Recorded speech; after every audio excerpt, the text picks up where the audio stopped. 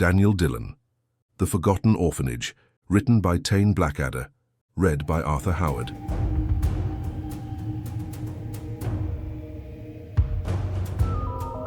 The transition from day into night was always a subtle affair at Mel's Griddle, the city's gloom seeping through the windows long before the streetlights flickered on. But on this particular evening, the dying of the light felt like a deliberate curtain rising on a new act of sorrow. And as if summoned by the deepening shadows he appeared. He was a man stepping out of one darkness, the private consuming kind he carried within him, and into another, the shared professional darkness of our booth.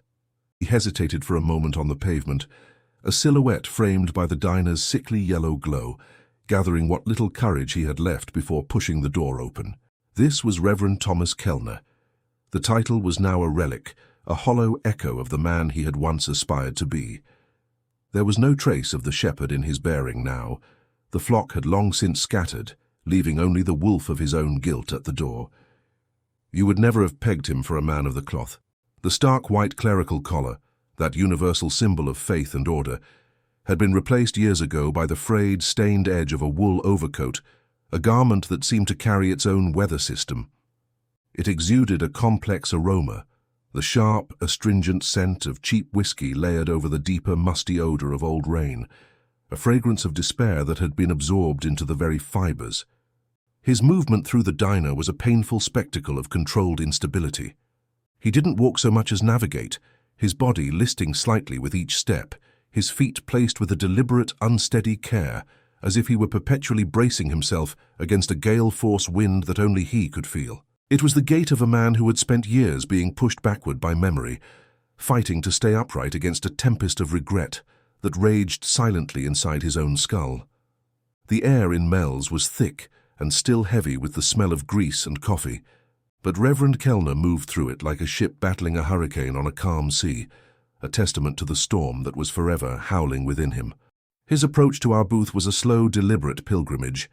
When he finally reached it, his hand shot out and gripped the chipped formica edge of the table as if it were the rail of a ship in a churning sea. The contact was sudden, almost violent in its need for stability. His knuckles, I saw, were a landscape of fresh abrasions, raw, red, and weeping slightly. They were not the scars of manual labor, but something more troubling, the physical evidence of a profound internal torment. It was as if he had been scraping his hands against the rough stone walls of his own conscience, or perhaps clenching his fists so tightly and for so long that the skin had simply split open under the pressure of a penance he was still desperately, futilely trying to pay. As he stood there, anchoring himself to our small island in the diner, I felt a chilling sense of recognition. This was a look I had encountered before, a specific type of human devastation that was becoming tragically familiar in our line of work. It was the same hollowed-out aura that had clung to Henry Claymore, the history teacher, whose brother had been statistically erased from the doomed Flight 417. It was the aura of a man whose understanding of reality has been fundamentally, catastrophically shattered, leaving behind a shell haunted by an impossible truth. This was more than simple grief or guilt. It was the utter exhaustion of a long losing battle. He had the look of a man who had spent years, perhaps decades, trying to drown his ghosts in the bottom of a bottle, seeking oblivion in amber liquid. He had likely believed that if he drank enough, the memories would sink, silenced forever in the depths. But instead, he had made a terrifying discovery. The ghosts had not drowned, they had adapted. They had learned how to swim, and now they moved through the currents of his mind with a terrible, relentless ease, more alive and more tormenting than ever, in the very element he had used to try and destroy them. He was not a drunk. He was a man being slowly devoured by sobering regrets that refused to stay submerged. Daniel did not merely look at the man, he absorbed him. From across the booth, his posture was a study in contained intensity, his arms folded tightly across his chest, creating a barrier that was both physical and psychological. His gaze, however, was anything but closed off. It was active, penetrating, a surgeon's gaze in the moments before the first incision. He was not simply observing the Reverend's trembling hands and haunted eyes. He was dissecting him, layer by layer, separating the performance of nerves from the core of raw, unvarnished truth. In that moment, He reminded me of a sculptor confronting a rough, unhewn block of marble. Where others might see only a chaotic mass of fear and regret, Daniel was already visualizing the form trapped within, the clear, terrible shape of the story that this broken man had come to tell, seeing the precise contours of the horror hidden beneath the surface. Beside me, Sarah provided a stark and necessary contrast to Daniel's analytical stillness. Her presence was a quiet sanctuary in the tense atmosphere, a calm, deep pool next to his raging fire. She did not fidget or offer the kind of placating empty comforts that would have sounded hollow in the face of such profound distress. Instead, she offered something far more valuable, a listening silence. It was a quality of profound attention, a space she held open without judgment, radiating a kind of unconditional mercy that I suspected was a foreign country to a man like Kellner, who had likely known only judgment and condemnation for years. She was bearing witness, and in doing so, granting his pain a dignity it had long been denied. And I, caught between the hunter's focus and the healer's compassion, retreated into my own role, my own armor. When faced with the chaotic, the emotional, the unspeakable, my hands know what to do even when my mind reels. My fingers moved automatically, a reflex as ingrained as the rhythm of my own heartbeat, and found the familiar worn leather cover of my notebook. The simple act of flipping it open, of clicking my pen, was a ritual of stabilization. It was my way of saying to the universe, this chaos will be documented, this terror will be quantified. I was ready to record, to translate the messy, terrifying poetry of human suffering into the clean, stark prose of facts and timelines. It was a desperate, perhaps futile attempt to impose a semblance of order, to draw lines and columns around a horror that threatened to have no boundaries at all. It was the only way I knew to keep from being swallowed whole by the abyss this man had brought to our table. A profound, heavy silence had settled over our booth, a silence that Reverend Kellner's whisper was almost too fragile to break. When he finally spoke, the sound was not so much heard as felt, a dry, cracking rasp, like ancient timber finally giving way under the burden of a relentless, unforgiving sun. The words seemed to tear themselves from a place deep within his throat, each one a painful extraction. He could not bring himself to lift his gaze and meet ours. His eyes remained locked on the sticky, stained surface of our formica table. He stared at it with a fixed intensity, as if the patterns of spilled coffee and etched graffiti constituted a sacred confessional screen. The only thing that granted him the courage to give voice to a truth he had carried alone for decades. "I need you to find them," he breathed, the plea hanging in the greasy air. And then he named the unnameable. The children, the ones who just vanished. A haunted pause followed, filled with the ghosts he was describing, from St. Jude's. He detailed the mechanics of the erasure with a chilling, factual horror. They were never officially reported missing. No search parties were ever assembled, no Amber Alerts ever lit up a screen. The institutional records, he insisted, the very paperwork that was meant to prove their existence, had been systematically altered. Their names vanished from rosters as if they had never drawn breath. It was a bureaucratic vanishing act, clean and cold. But then a shift occurred. A spark of defiant certainty ignited within his profound shame. "But I know," he repeated, the words gaining a shred of strength, a core of unshakable conviction. He finally, wrenchingly, lifted his head, and when his eyes met ours, the desperation in them was no longer a passive sorrow. It was an active, almost physical force. It was a gale of long-suppressed truth demanding to be heard. "I know they're there." The final words dropped into the silence not as a speculation, but as a dreadful absolute certainty, a geographic fact of the most terrible kind. Buried. A heartbeat of a pause, the single most awful word still to come. Beneath the orphanage. He had not come to us with a theory or a suspicion. He had come with the coordinates to a secret graveyard, and the terrifying weight of that knowledge was finally, after all these years, shared. A rational man, a certified public accountant whose entire world is built upon the bedrock of verifiable data, balanced columns, and empirical proof, would have dismissed his story without a second thought. I should have done exactly that. The logical conclusion was clear. This was the rambling of a delusional mind, a conscience so ravaged by guilt that it had concocted a horrific fantasy to explain its own suffering, her intellect corroded by years of alcohol and self-recrimination. It was the easiest, most sensible path to classify Reverend Kellner as a tragic case file, not a client bringing a genuine mystery. But I am no longer just an accountant. The man I was 2 years ago might have reached for that comfortable dismissal. The man I am now has had the very foundations of his rationality challenged again and again in the shadowy theatre of our work. I have been forced to learn a new, more terrifying arithmetic, the haunting paradox of the statistical dead. A man who was both on and not on a doomed flight had already forced me to accept that reality could possess glitches, and the intimate psychological violation of the stolen memory case, where a woman's past was surgically removed, had taught me that the human mind could be edited like a flawed ledger. The world I now knew was far stranger, far less orderly than my neat spreadsheets could ever capture. And then there was the evidence I could not quantify, but could not ignore, the desperate, absolute certainty in Thomas Kellner's eyes. This was not the wild gaze of a fanatic or the blurry confusion of a drunk.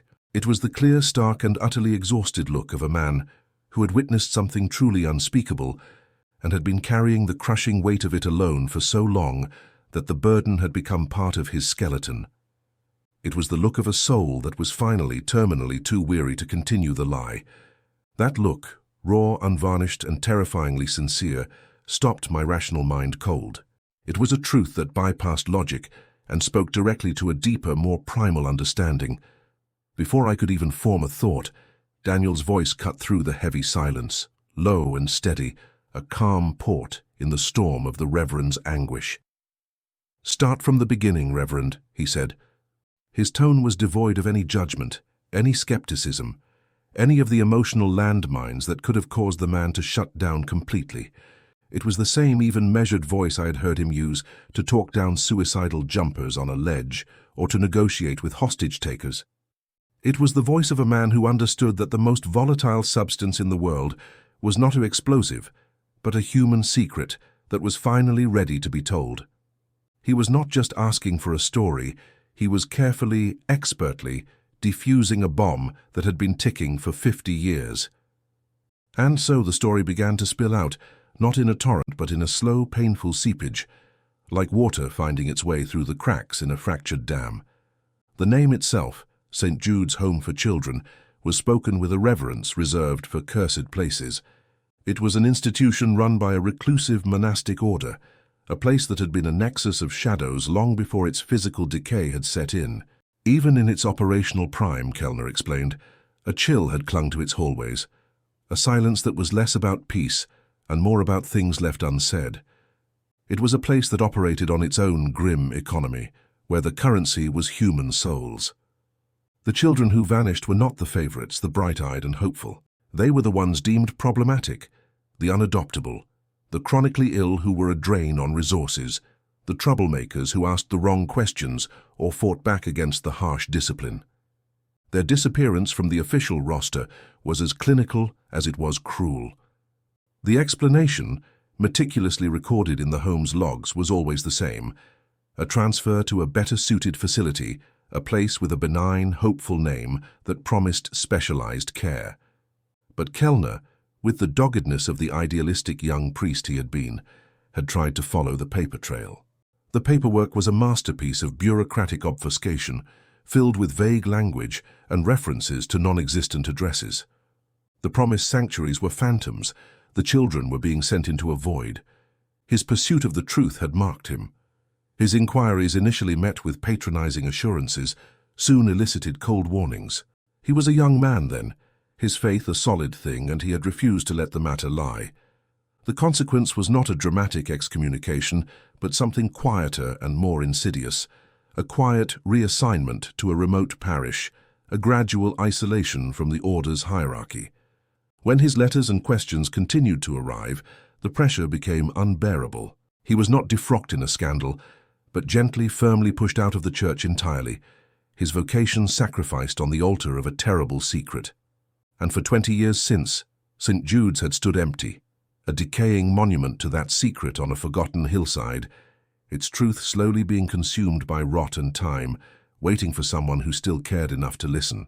The following night, under a sky devoid of moon or stars, we embarked on our grim pilgrimage. The three of us were packed into the close confines of my sedan, a silent trio carried away from the familiar electric hum of the city. With every mile, the urban glow receded in the rearview mirror, replaced by an increasingly profound rural darkness that felt less like an absence of light and more like a tangible presence pressing against the windows. We were traveling not just through space, but back through time into a past that had been deliberately forgotten. Then it materialized. The orphanage didn't simply appear on the horizon. It emerged from the gloom like a corpse being exhumed from a shallow grave. St. Jude's was not merely a building, it was a monstrous silhouette, a jagged wound against the oppressive sky. It was a Gothic pile of soot-stained brick and crumbling mortar that seemed to physically sag under the colossal, accumulated weight of its own unconfessed sins. Its windows were not just broken, they were shattered eyes, offering a view into a profound and absolute blackness that seemed to swallow the beam of our headlights. The front door hung precariously from a single rusted hinge, swung inward to create a dark, gaping maw. It was a slack jaw, frozen in a silent, perpetual scream, waiting to swallow any who were foolish or desperate enough to cross its threshold. When I killed the engine, the silence that rushed in to fill the void was of a quality I had never before experienced. It was not the peaceful quiet of a sleeping city, with its distant sirens and muffled life. This was a heavy, absorbent silence, a thick, woolly blanket that deadened all sound. It felt ancient and patient, saturated with decades of suppressed cries and stolen laughter. You could feel the memories clinging to the place, not as echoes but as residues, clinging to the peeling floral wallpaper and the rotting floorboards like psychic cobwebs. It was more than quiet. It was the deep, permanent silence of a heart that had not just stopped beating but had turned to stone in its chest. Stepping into that silence felt like stepping into a tomb that had been waiting for us. Sarah had crossed the threshold and simply stopped. She stood motionless at the center of the vast empty room, her figure dwarfed by the cavernous space. In the stark, unforgiving beam of her flashlight, her face was a pale mask, all color drained away by the atmosphere of the place. But her eyes were the most telling feature. They were wide, yet this was not the wide-eyed stare of terror I had seen in so many victims we'd encountered. No, this was something else, something deeper and more sorrowful. It was a profound, aching sadness that seemed to well up from a place of intimate understanding. It was a look I had seen on her face only once before, a reflection of a specific and personal horror. The moment we had breached the sterile, terrifying silence of the incinerator room, where she had been held captive. This was not a fear of what might be here, but a devastating recognition of what had been here. She was recognizing the unique architecture of despair, the chilling signature of a place where hope had not simply faded, but had been systematically, deliberately extinguished. Her voice, when it finally came, was so soft, it was almost a part of the silence itself, a whisper that seemed to originate from the very walls. "You can almost hear them, can't you?" she murmured. The words were so faint, they barely disturbed the dust motes that danced like tiny lost spirits in the conical beam of her light. She wasn't speaking about ghosts in the conventional sense, not about rattling chains or spectral apparitions. She was referring to something far more poignant and devastating, the echoes. It was the perfect word. These were not the echoes of sounds, but of lives, the residual vibrations of 1,000 stolen childhoods, of games never played, of lullabies never sung, of tears shed into pillows that were long since turned to dust. It was the echo of a future that was promised but brutally denied, a resonance of potential that had been cut short and now lingered in this place as a permanent, silent accusation. In that single heartbreaking question, she had diagnosed the sickness of St. Jude's more accurately than any of us could have with all our investigation. She heard the void where laughter should have been. Daniel was a study in stark contrast to Sarah's empathetic stillness. He was a different creature altogether, operating on an entirely separate wavelength. While she absorbed the emotional residue of the place, he became a predator unleashed in its territory. He moved through the derelict halls not with caution, but with a lupine grace, his body coiled with a focused predatory energy. His flashlight beam was not a timid probe, but a surgical instrument, slicing through the oppressive darkness with a brutal, unforgiving precision. He was not here to mourn or to listen for echoes. He was a hunter, and he was single-mindedly tracking the source of the infection. His entire methodology was a brutal exercise in forensic detachment.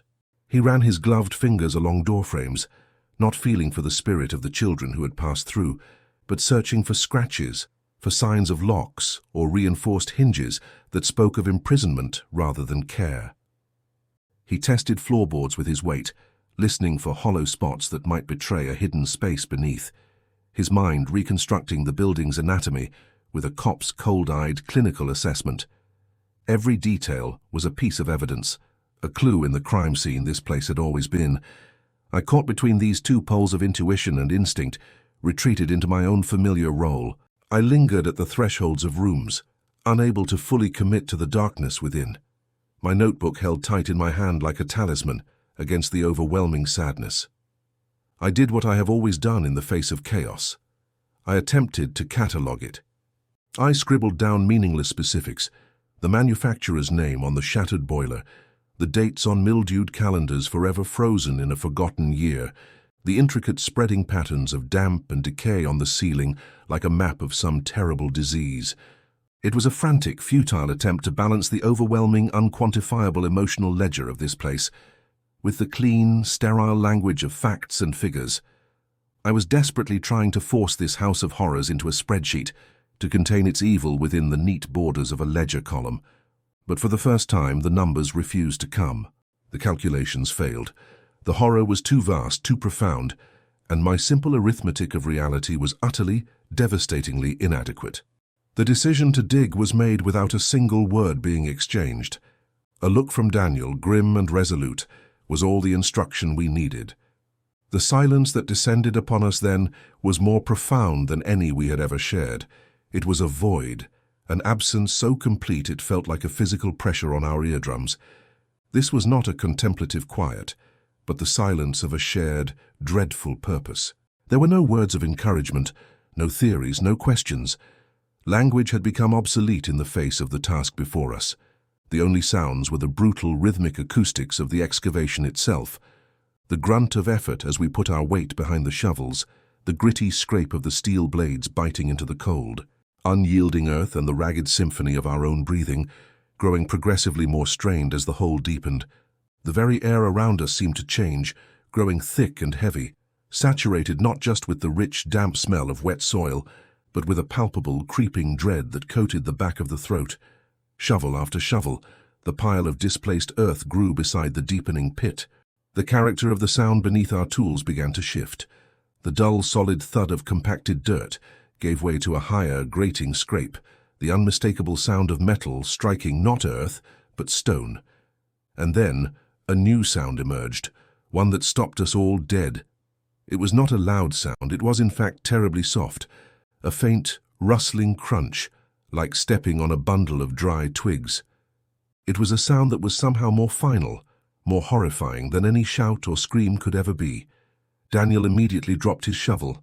He sank to his knees at the edge of the hole, his large, capable hands suddenly moving with a surprising delicacy, a profound reverence that was heartbreaking to witness. He began to brush away the soil, not with the tool, but with his fingers, as if he were an archaeologist uncovering a sacred relic. The soil fell away to reveal a small, terrifyingly brittle shape, partially wrapped in the rotten, disintegrating remnants of what had once been a wool blanket, a shape that was unmistakably, agonizingly human. Then, his hands trembling slightly, he uncovered another just a few inches away, and then another and another, dozens of them, a silent, ghastly congregation laid to rest not with prayer, but with haste and secrecy. It was an unmarked ledger of stolen futures, a grid of innocence systematically erased and hidden in the cold, dark earth.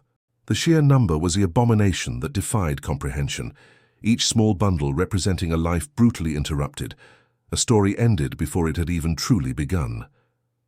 The sight that met our eyes in the shallow grave was not one of rest, but of callous discard. There was no order, no reverence, just a chilling, impersonal efficiency. Tiny, fragile bones, so small they could have belonged to sparrows, were not laid to rest, but stacked together in a haphazard jumble as if disposing of broken furniture. The remnants of coarse wool blankets, now little more than earth-stained lace, were the only shroud they had ever known. It was a pit, not a plot. This was not a burial ground. It was a dumping site for human beings whose lives had been deemed inconvenient, their very existence an administrative problem to be solved with brutal pragmatism. It was an unmarked ledger, yes, but one written in a language of pure loss. Each small skeletal frame was an entry representing a life stolen before it had even properly begun, a future extinguished with a coldness that was more terrifying than any act of passionate violence. The sheer number of them, the repetitive, horrifying pattern of it, spoke of a system, a sustained and secret atrocity. From the edge of the tree line, where he had been bearing witness as if at his own execution, came a sound that tore through the night. Reverend Kellner let out a strangled cry that was barely human, a raw, guttural noise that was half sob, half retch, the sound of a man's soul being torn in two. His legs buckled beneath him, and he collapsed to the frozen ground, his body racked with violent tremors that had nothing to do with the chill in the air.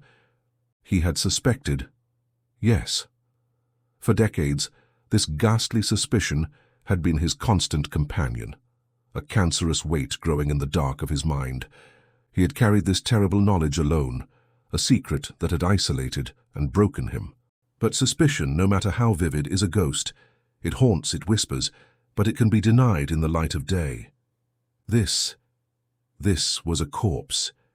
This was the blunt, unanswerable truth made flesh and bone.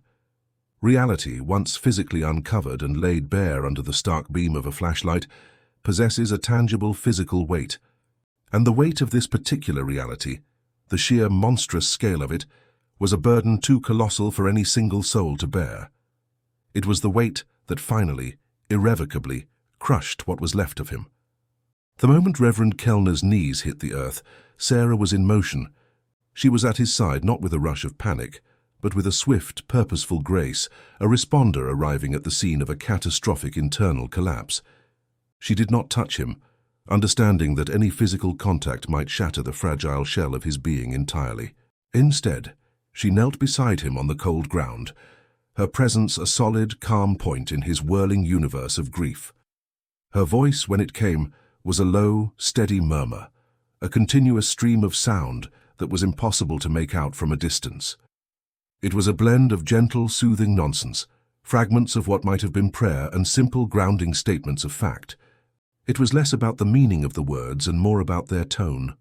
A lifeline, an anchor she was casting into the stormy sea of his anguish, offering him something, anything, to hold on to. Daniel, in stark contrast, became a statue of solitary fury. He stood apart from the heartbreaking scene, physically distancing himself as if the heat of his own rage might scorch them. His flashlight was now angled downward, its beam creating a small, stark island of light on the disturbed soil, a deliberate focus on the evidence rather than the emotional fallout. His jaw was clenched so tightly I could see the muscle bulging beneath the skin, a hard, unyielding line. But it was his eyes that held the true story.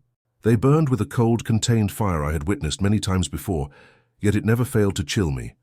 It was the same fury that had been ignited the night he lost his family, a deep, fundamental rage, not just at the act of violence itself, but at the very concept of such casual, systematic destruction of the innocent. It was an absolute, non-negotiable refusal to accept that such profound evil could exist, could operate, and could ultimately go unpunished. He was not grieving, he was prosecuting. And me?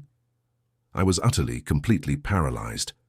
I simply stood there, a spectator to an atrocity that defied all my systems. My notebook, usually an extension of my own hand, hung uselessly at my side, its pages blank. The pen felt like a lead weight, an absurd and insulting tool in the face of such horror. My mind, trained for decades to categorize and quantify, scrambled for a purchase that wasn't there. What column does this belong in? What account do you debit for a stolen childhood? How do you calculate the compound interest of 1,000,000 lost possibilities, of a future brutally erased before it could even be imagined? The numbers, my constant companions, my sanctuary from the chaos of human emotion, had finally, utterly abandoned me. There was no formula, no equation, no balance to be found. The ledger of this place, of these lives, was not just in the red. It was irrevocably, catastrophically, and eternally unbalanced. The horror was an amount so vast, it broke the very system of accounting. In the most technical, literal sense, we had succeeded. We had accomplished the task we were hired to do. We had peeled back the layers of neglect and official silence, piercing through the veil of decades to uncover the festering secret that the police had willfully ignored, that the church had protected with a fortress of denials, and that time itself had attempted to bury under layers of dust and forgetting. We had followed the thread of a broken man's conviction and arrived at the horrifying source. The mystery was solved. The question had been answered. But the victory, if such a word could ever be applied to this nightmare, was a hollow, poisonous thing. It turned to ashes in our mouths the moment we looked into that pit. There was no surge of vindication, no satisfaction of a puzzle completed. Instead, a profound and sickening emptiness opened up inside us.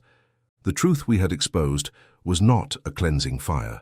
It was a raw, unfiltered, and utterly merciless radiation that seared everything it touched. It did not offer the closure we sometimes rarely managed to deliver. It did not bring peace to the reverend or a sense of justice to the world. It offered only a deeper, more grotesquely permanent wound, a scar that would not heal over the abyss we had revealed. This was not the resolution of a case. It was the confirmation of a bottomless evil, and the weight of that knowledge was its own life sentence. The first grey light of dawn was just beginning to stain the eastern horizon when we finally, silently prepared to leave. It was a cold, colourless light that did not dispel the darkness so much as reveal the full, bleak extent of the landscape of despair. It felt like the world was too ashamed to bring the full sun to bear on this place. Reverend Kellner did not thank us. He could not form the words. Language itself had become an inadequate vessel for what had transpired. He remained on his knees in the damp soil, a permanent supplicant at a terrible altar. He was not praying. He was simply bearing witness. His shoulders, which had carried the weight of suspicion for so long, were now bowed beneath a new, infinitely heavier burden, the crushing physical certainty of the truth. It was the weight of children who would never feel the sun on their faces, who would never know the sound of their own laughter, who would never be remembered beyond this single cursed patch of ground and the shattered conscience of the one broken priest who had refused to forget them. He had become the living tombstone for dozens, the sole keeper of their erased histories. We left him there not because we were abandoning him, but because there was nothing left for us to do. Our function was complete. We had excavated the horror. We could not unsee it, and we could not heal it. The drive back to the city was made in a silence more profound than any we had shared on the way out. It was the silence of a shared trauma, of a knowledge that had permanently altered the contours of our world. We had gone to find ghosts, and we had found instead a charnel house, a testament to the fact that the true monsters were not spectres, but the people who could systematically dispose of the innocent and then sleep soundly in their beds. We had won. And in winning, we had all lost a little more of our faith in anything ever being right again. That night, back in the false comfort of my apartment, I opened my personal ledger out of sheer ingrained habit. But my hands, for the first time I could remember, had nothing to record. They were empty. I stared at the blank page, and the neat, ordered columns that usually promised a solution felt like a mockery. I had spent a lifetime believing that every transaction, no matter how complex, could eventually be reconciled. But I was wrong. Some accounts are fundamentally, inherently unbalanced. They are equations where the loss is infinite and the credit is zero. The debt owed to those forgotten children of St. Jude's was one of them. It was a moral deficit of such staggering magnitude that it could never be settled. Not with justice, not with tears, not with all the time in the world. It simply exists, an eternal, bleeding entry on the world's balance sheet, a permanent stain on the collective soul of humanity that no amount of penance can ever wash clean. And the silence we had left behind at St. Jude's, it haunted me more than any ghost ever could. It was a different silence now. For 50 years, it had been a silence of secrecy, of evil comfortably hidden away. Now it was the silence of a verdict. It was a judgment passed not on the reverend, but on every institution that had looked away, on every soul who had chosen not to hear the whispers. That silence was an accusation, and it stretched back through decades, implicating us all in its duration. It was a profound, screaming quiet that should never, ever have been allowed to take root, to grow, and to fester for so long. Our only victory was that we had broken it, but the echo of what we had found inside would now resonate within us, a chilling reminder of the cost of looking away.